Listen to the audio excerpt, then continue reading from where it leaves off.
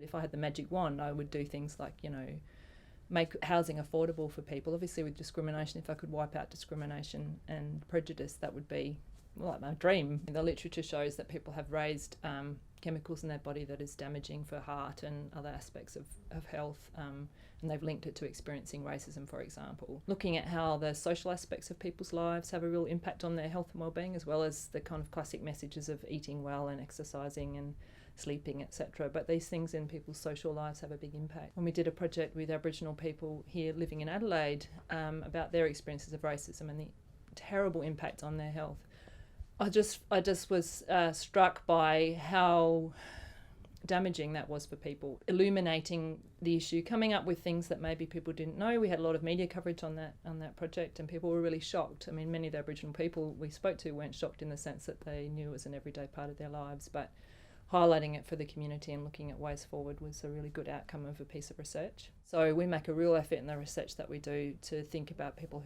for whom English is not their first language, so to make sure that we always have an interpreter available and that we translate documents when we can. I think in a policy perspective that we've seen an awareness of some of the issues being taken up by policymakers, and we've seen organisations using our documents as part of what they do in terms of advocacy and also the way that they might deliver a service. I think the other thing about research that's really important is that people get to tell their story.